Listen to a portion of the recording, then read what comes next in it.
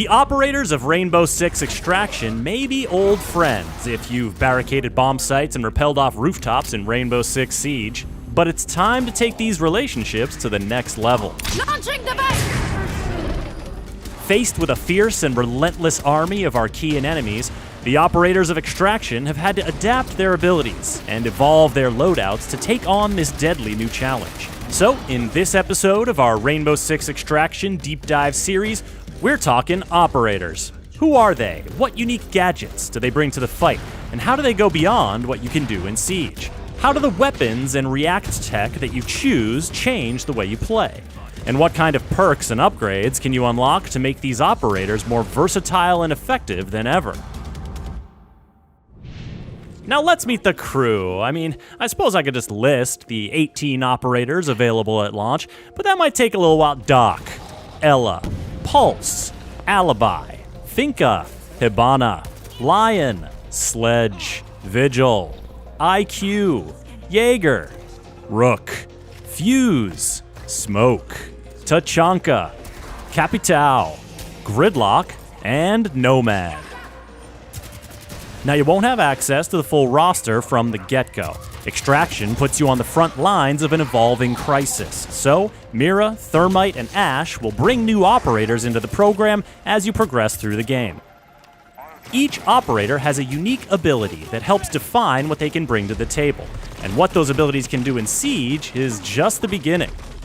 As you level up an operator, you'll not only unlock perks and upgrades like faster reload, aim, and weapon swap speed, or the chance to self-revive if you deal enough damage while downed, you'll also unlock upgrades for their unique ability. For example, once Nomad reaches level 7, her knockback mines will straight up delete a variety of full-grown enemies. A level 10 Vigil won't just cloak himself from enemy sight, he'll cloak any teammates nearby and boost their movement speed. And while it's no longer seen in the hallways of Siege, Tachanka's mounted LMG is living its best life in Extraction, facing swarms of vicious Archeans. What could be better? 2 mounted LMGs? Now that's a godly upgrade. Operator abilities offer a wide range of ways to help you tackle problems, and while they're very effective in solo situations, these abilities truly shine when used in a team composition. Let's say you're playing nest tracking, an objective that requires you to get really veterinary on these pulsating nests. Take Pulse and his cardiac sensor. It'll let you spot the nests through walls. And Capitao's crossbow can shoot smokescreen bolts to mask your approach. If things get heated, Capitao's venom bolts can create poisonous clouds to damage any party crashers, and Doc's healing stim pistol can help fix your squad up if any enemies manage to land a blow. Perhaps you're trying to hold your ground when every Archean in the area gets your GPS location thanks to the explosive charge you just put on their stuff in Sabotage. Gridlock's track stingers can slow or kill enemies in their tracks, while Jaeger's active defense turret won't just stop enemy projectiles, it'll stop enemies dead. If you need to make a hasty getaway, then Sledge is your man. But if you prefer to make your pursuers pay, bring your pal Fuse along to cover your escape. Simply run through a React doorway while the monsters are nipping at your heels, close it, and deploy one of his cluster charges to dump a bunch of grenades on your soon-to-be former pursuers. But the operator you choose is just one facet of how you tailor your approach to the objectives you receive. You've also got weapons, and in addition to their starting primary and secondary weapons, every operator unlocks their first arsenal update at level 3. These give you some powerful new options, like adding the M870 shotgun to IQ's loadout to give her a bigger bang for her buck than her AUG A2 assault rifle. Or adding Lion's HK417 marksman rifle to give him longer range and stronger bite than his V308. These weapons may be familiar to veterans of Rainbow Six Siege, but you haven't truly appreciated the Bailiff 410 revolver shotgun in Alibi's arsenal until you've coolly popped your way through snarling grunts while carrying a fragile objective canister under your arm. Wielding these weapons in a PvE setting gives them a chance to shine in a whole new way. And weapon attachments like sights, barrels, and grips give you a chance to further customize your approach. Suppressed shotguns are a nasty way to take out close-range foes and quietly make your own doorways, and staying stealthy means nests stay dormant and less enemies spawn. But all it takes is one Archean holler to stir things up. When that happens, you'll be thankful you left the suppressor at home and nearly doubled the damage output of Finka's 6P41 LMG.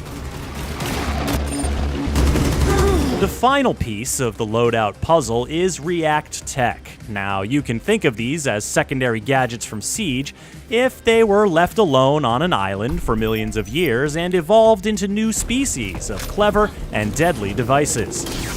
Stun grenades, smoke grenades, claymores, nitro cells, these classics are more impactful than ever, and yes, that includes impacts. But complete objectives and studies to progress further, and you can unlock grenades for paralyzing enemies in place, or quickly finding out what's on the other side of that wall. Bring your own health boosters or revive kits for when Doc's not around. Equip a friggin' laser that dissolves the sprawl right before your very eyes. And REACT tech doesn't just do cool stuff on its own. It really amplifies the kind of synergies you can explore with your crew. Tachanka's turret with an enemy projectile blocking field wall. Scan drones with high penetration rifles. Arc mines with... Oh god, you got zapped so bad. Oh, you're dead now. Put it all together, and the ways you can customize your squad to take on different challenges just continues to grow exponentially as you progress. But there's a but. The name of the game is extraction, and if you don't extract from your incursion, your operator will go MIA. The Archeans got him, and you gotta get him back. On your next incursion to that location, you'll get a shot at rescuing your lost operator on an MIA rescue. This requires you to find them and free their foam-encased body from a horrible, grabby tree demon that does not want to give them up, or, for that matter, let them down. If you get your operator out and pack them up for shipping, they'll be back in your roster and will heal back to full strength as you run successful incursions with other operators. So when you're thinking, hey, I can take on a tougher difficulty level, or, you know what, that's probably enough health to get me through the next subzone, just remember that going MIA is serious business.